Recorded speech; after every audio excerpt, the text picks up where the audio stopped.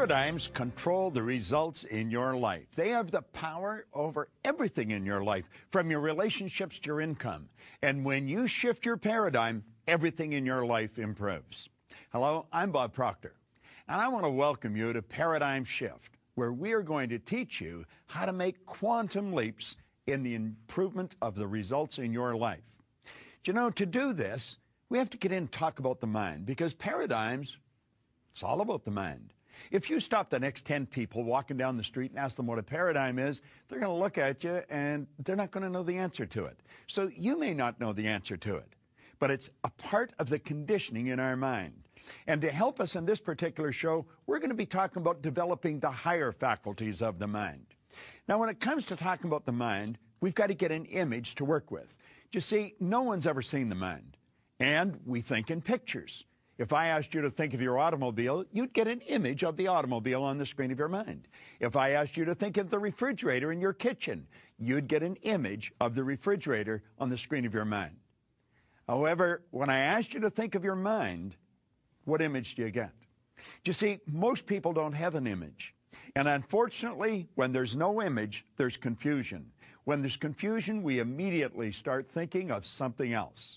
And that's precisely why most people stay stuck. You see, our mind controls our results, and it's our results that we want to change. And if we're going to change the results, we're going to have to change what's going on inside. Now, Dr. Thurman Fleet, back around 1934, was interested in the healing arts, and he said, we're just treating the body. If you're going to have any health, you've got to treat the whole person. So he originated this image of the mind. I've been using it now for 38 years. I have shared this image with people all over the world, and I have been focusing on helping people improve their income. I've watched people going from earning a couple of thousand a year to over $1 million because they understood how to make the necessary changes inside so that they can enjoy the changes outside. Now, you know, Napoleon Hill was a phenomenal author, and he talked a lot about the mind. He talked a lot about our thinking. He talked a lot about our conscious mind and the way we think.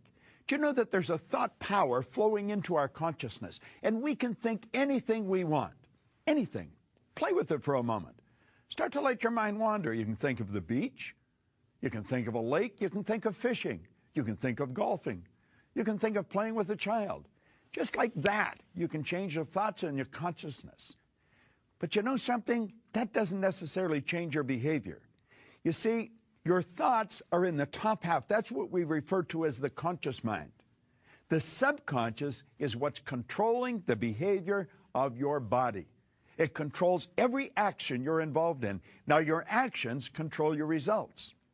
In Napoleon Hill's book, he said an educated person is not necessarily a person with an abundance of general or specialized knowledge. He said an educated person is a person who has so developed the faculties of their mind that they can acquire anything they want or its equivalent without violating the rights of others. Do you know, I was doing a seminar for 2,000 school teachers a number of years ago. I couldn't find one teacher that could tell us what the faculties of our mind were. Now, if they didn't know what they were, they're sure not going to be able to teach us how to develop them. Do you know that we have mental faculties inside, and that's where all our power lies? And what we want to learn to do is develop those faculties. Now, let's come back to this little drawing. And we take a look at it, and I want you to take a look now at these little antennae that are sticking up from the part where the feelings are resident. Why do we feel the way we feel? We feel the way we feel because of the vibration we're in. See, feelings are a word that we invented to describe our conscious awareness of the vibration we're in. Now, we have sensory factors. We can see, hear, smell, taste, and touch. And do you know that you and I are conditioned to live through those sensory factors? We look at our bank account, and that tells us where we're at financially. We take a look at x-rays or listen to the doctor, and that tells us where we are physically insofar as our health is concerned. But does it really? Why do we do that? Well, we do it because we've been conditioned to do it. As a little child, we were told to listen to what I'm telling you. Well, you look at this. And then we went to school, and what did they do? They give us a sheet of paper that they called a report card. And on that report card were all the marks that we'd achieved on our last exam. And we started to let that report card dictate what kind of person we are. Does it really? Not at all. But that's the idea we're operating with, and that's the idea that's controlling many of our lives.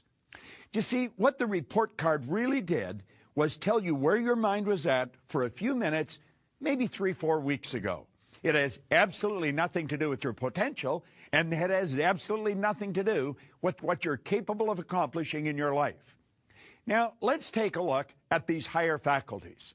We have reason, memory, perception, will, intuition, and imagination.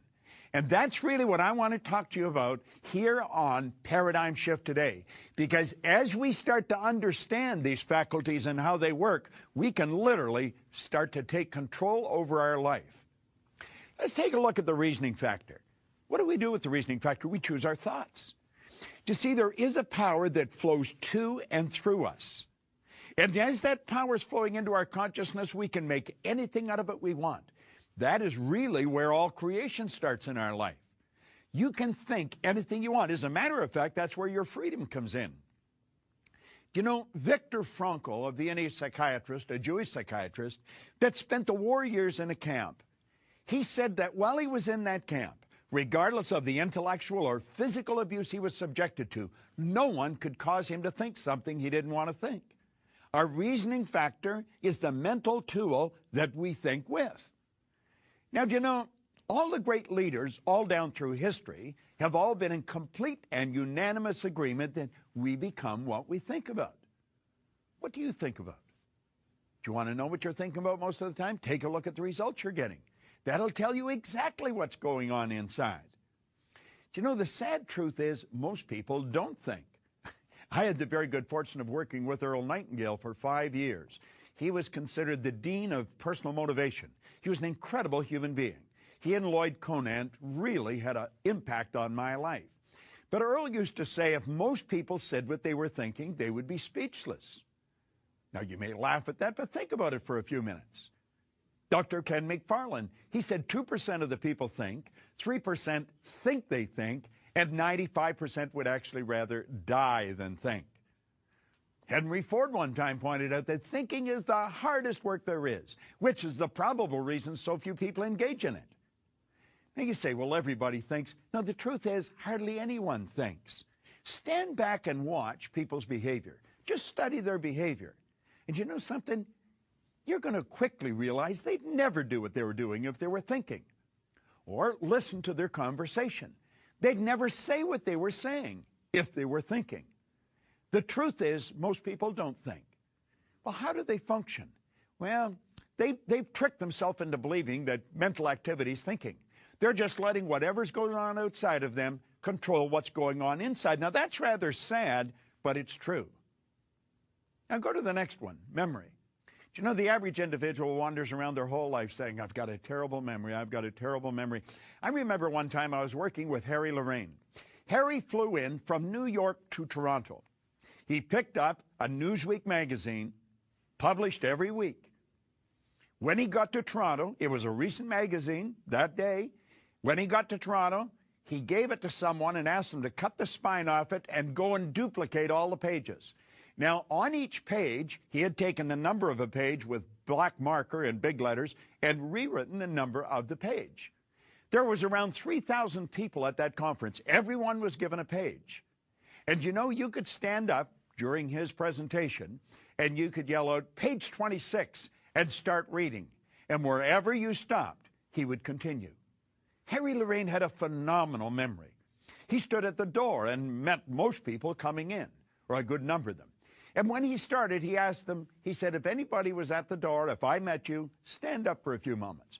He not only told everybody what their name was, if it was a difficult name to pronounce, he would spell it. Harry had a phenomenal memory. Now, you know, I remember asking Harry one time, I said, Harry, how long do you remember something? He said, till I want to forget it. You see, the truth is there's no such thing as a bad memory. There's only weak memories. Think of this for a moment. These mental faculties that we've got, they're something like our physical muscles. They're our mental muscles. And if we want to develop our mental faculties, we're going to have to exercise them. I want you to imagine if I left this arm in a sling and then lifted weights with this arm every day, what would happen? I think you'd quickly recognize that this arm would be rendered useless in a relatively short period of time, and this one would develop very powerful muscles. I often say it's fairly obvious I haven't done either of these things, but if I had, you know what would happen. You know, it's exactly the same with our mind. If we don't exercise our mind, it becomes lethargic. It becomes useless. It's been said, what we don't use, we lose. Now, take a look at those two mental faculties, reason and memory. We have the ability to think anything we want, and we become what we think about. We've got a phenomenal memory. We can remember anything. You see, memory is developed through association. Not just association, but ridiculous association. I want to recommend you go and buy a good book on memory. Now, if you get a good book on memory, you're going to find that there's many chapters in the book. One is to remember names, another one's numbers, another one's places. If you want to remember names, that's what most people would really like to do, just take the section on names and study that, study nothing else, and work at it. Do you know, if you worked at that every day for 90 days, just developing the technique of remembering names, pretty soon you would be considered an extraordinary thing by all your friends. They'd say you'd been talented.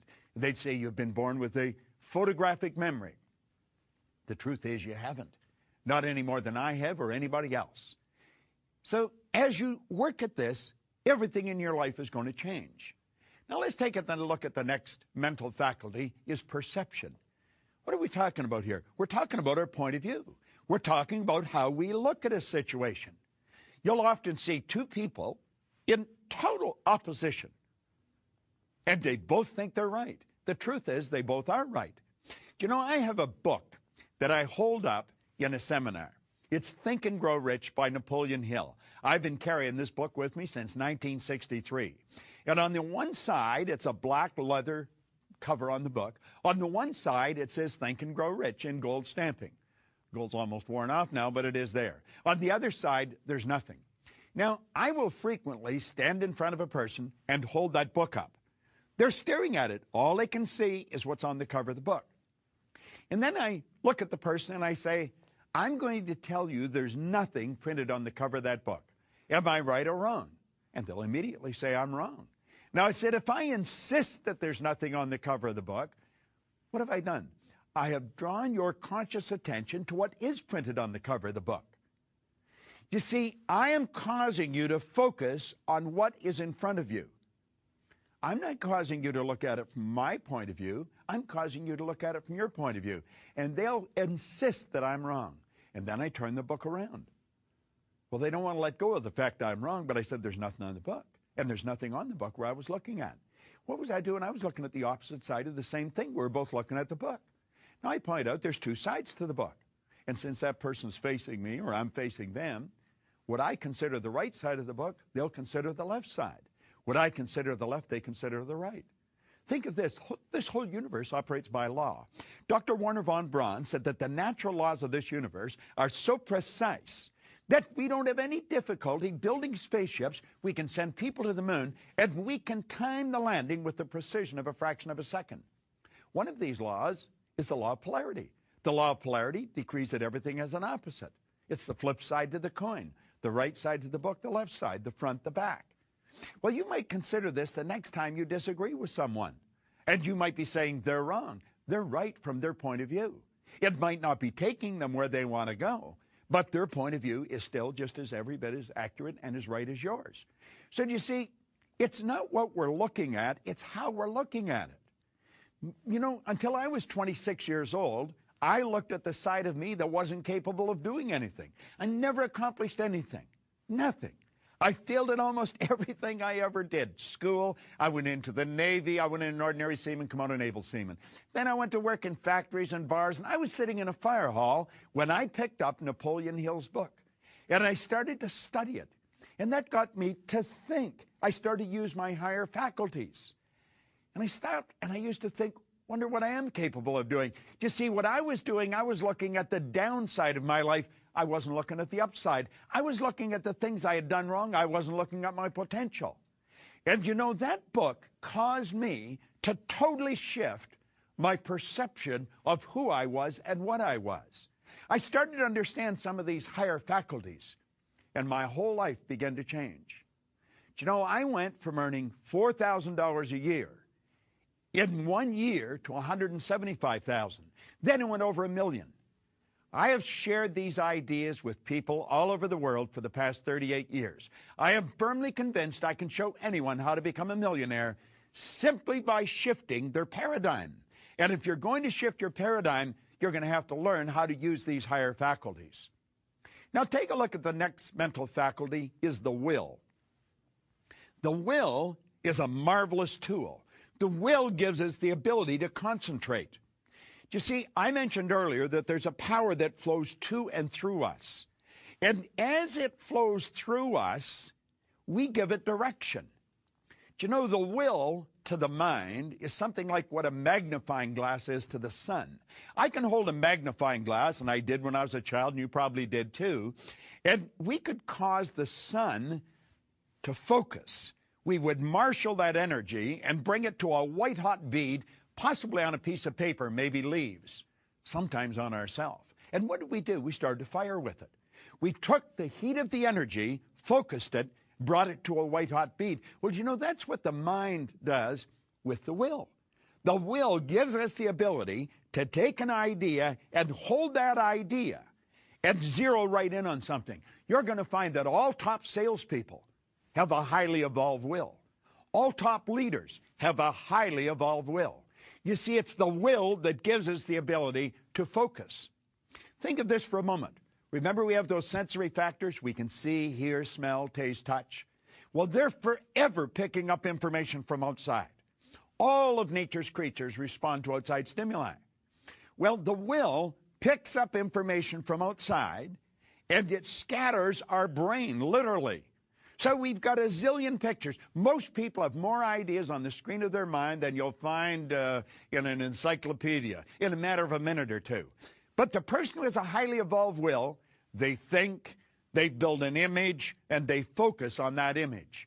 And they're the people that really make things happen. It's the salesperson that focuses on the sale. It's the leader that focuses on the objective.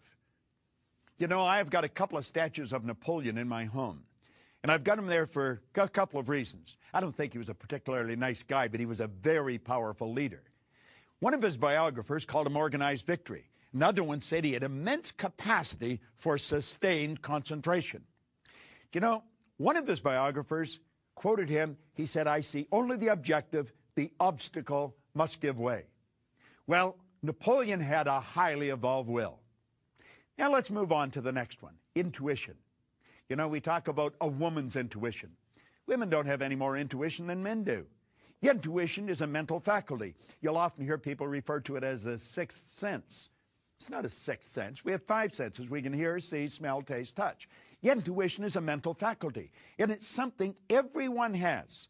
Everyone has a highly evolved intuition. Your intuitive factor is what picks up other people's vibration. When you wander in the home and somebody says, "What's wrong?" you say, "Nothing." The dog even knows something's wrong. You'll see it shooting under the table. You'll pick up people that are moody people. What do we mean by that? Well, they're either in a good mood or a bad mood. In other words, there's good energy around them or there's bad energy around them. And some people, you want to take their temperature before you even speak to them because you don't know whether they're going to kiss you or kick you. Your intuitive factor is that mental faculty that picks up the energy around a person. You see, your mental faculties really tell you a lot. Your body is a molecular structure. Your body is a mass of energy and a very high speed of vibration. Do you know, Simeon Kirlian, way back in the 30s, perfected a form of photography where you can photograph the energy field around a body. Now, as you change the images in your mind, the density and the color of this energy will change. Well, it's your intuitive factor that picks up that energy. And you see, when you're dealing with the mind, there isn't any such thing as time or space. You could have a good friend that's wandering down the Champs-Élysées in Paris, and you could be on Fifth Avenue in New York, and you'll get a strong vibration that you should phone that person. You're picking up their energy, their thinking. You see, thought waves are cosmic waves that penetrate all time and space. Well, your intuitive factor is what picks up their thought vibrations. You know, I've got a very highly involved intuitive factor, and it isn't by accident. I've consciously and deliberately worked at developing it because I'm working with audiences all the time. You're going to find that most musicians have a highly evolved intuitive factor. They may not be aware of it, but they're working with the energy of the audience all the time. Well, when you develop your intuition, you've got one of the most phenomenal faculties that you're ever going to find, and it's going to work for you. And you can do that. Now, let's go to the final one. We're going to the imagination. Someone said it's the greatest nation in the world. Napoleon Hill said the imagination is the most powerful, most miraculous, inconceivably powerful force that the world's ever known. Think of it, an imagination. Do you know, we can build anything in our imagination. Do you know that's where all creation begins in your life? Van Gogh was a great artist. He was asked one time, he said, how he did such beautiful work? He said, I dream my painting, and then I paint my dream. Well, you know that's what you do. That's what I do. Everything's created twice, once on a mental plane and once on a physical plane. Do you know that the internet has always been here? It took someone's imagination to see it. How do you really want to live? Do you know that your imagination will take you there? Do you know what our problem is? We build the picture of how we really want to live, and our paradigm knocks that out of our mind. Because the paradigm's saying, you can't do this. See, the paradigm's like a group of little monkeys in your head that keep talking to you. And they keep telling you why you can't do something. The paradigm doesn't want to change. The paradigm is a multitude of habits. That's what culture is, group habit. I have traveled into many different countries and many different cultures. And you know something? When you get past the culture, people are essentially the same. We look different. We speak different languages. We wear different clothes. We eat different food. But you want to know something? We're all the same. We are all the same. We have a marvelous mind. There is only one mind. It's not a mind for the black and a mind for the white, mind for the Asians, mind for the Caucasians. That's not the way it is at all. There is one mind. Yet we all tune into the same mind. And these higher faculties, everyone has. And we can develop them. And we can develop them to a phenomenal degree. How well have you developed yours? Have you ever worked at developing them? That's what paradigm shift is all about. You see, we want you to take a serious and a conscious look at your life and ask yourself, how do you really want to live? That's what this series is all about. You're capable of doing anything you want. I want to suggest you start thinking of your income. You know, that's an area that most people want to improve. I think it's inherent within us to want to enjoy time and money freedom. And you're capable of enjoying time and money freedom. You're capable of doing anything that you really want to do. What do you really want to do? Do you know, most people really don't know. If you stop the average individual on the street and ask them, what's your goal? Where are you going? What do you want to accomplish with your life? Most people don't know. It's rather sad. I'm going to share some statistics with you that are rather shocking. Do you know that 1% of our population earns 96% of all the money that's being earned? Think about that for a moment. That's almost ludicrous. As a matter of fact, if you're not familiar with it, you'll probably think I'm exaggerating, but I'm really not. 1% of our population earns 96% of all the money. How did I go from 4,000 a year to over 1 million? It was no accident. I decided that I was going to figure out what exactly did happen. And I've never stopped studying. That was 45 years ago. And you know what I found? Anyone can do it. Do you know most of the information that you're operating with that's been programmed into your paradigm is false? Oh, yeah. You see, I grew up with the idea if you're going to earn a lot of money, you've got to be really smart. Well, I knew that wasn't true because I wasn't very smart and I was earning over $1 million a year. Think about it for a moment. I grew up with the idea if you're going to really win, you're going to have to go through school. I'd gone to high school for 2 months, and yet I teach mental health to psychiatrists today. How do these things happen? Well, they happen because the person decides they're going to happen. You see, you and I have the ability to make a decision of what we're going to do with our life. Or we can let the paradigm control us and just sort of march along in lockstep type fashion. That's what most people do. You know, most people live the same. They live the way the guy next door lives. Who's following the guy next door? Who's following the guy next door? And you know something? Unfortunately, none of them seem to know where they're going. Why do they do that? Well, they don't really know. Do you know what it is? It's their paradigm. Go into a welfare area, and you know something? Almost all welfare recipients are third, fifth, and sixth generation welfare recipients. Do you know, no one ever went through school in our family. When we got to a certain age, we were asked, are you going to go? And I said, no, I'm out of here. And as I started to study this material before I had any children, I just changed one question. I didn't ask them if they were going to go. I asked them where they were going to go. And they've all gone through school. Now, do you know, you have the ability, through a decision, of changing your life. I'm going to ask you to stop and ask yourself, what are you going to do with your life? Do you know? Have you got it written out in a clear, concise statement? Do you know what your purpose is? Do you have a vision? Do you know what your goal is? Now, in this series, we cover all these different points. You're not going to learn how to make a paradigm shift here in 30 minutes. But if you keep studying this information, it will become as clear to you as it is to me. You see, I often say I've got license to brag about all the information I've got because none of it's mine. I have just been absolutely fascinated with why you and I do what we do, why we don't do many of the things we want to do. I decided a long time ago that I was going to be in control of my life. No one else was. And then I took a look at a globe one day, and I thought, you know, this world isn't that big. As a matter of fact, the world's shrinking. And I decided I want my company to span the world. And today I have offices all around the world. I'm doing exactly what I decided to do. And you know something? When I decided, I had absolutely no idea of how I was going to do it. That's part of our paradigm. The paradigm we get hung up on how. Do you remember when you were just a little child? That's really when the conditioning was really moving into high gear. And you come and said, Mommy and Daddy, I want to do so-and-so. And they say, how are you going to do that? And because you didn't know how, they discouraged you. Where are you going to get the money? And because you didn't know where it was going to come, they discouraged you. I heard a beautiful answer one time when a person was asked where all the money was going to come from. He said, wherever it is right now. You see, you can attract it to you. You can attract it to you in enormous quantities. Now, this is about all we have time for today, but remember, there's no shortcuts in life. There really isn't. However, I have found that you can make quantum leaps through the transference of information and experience.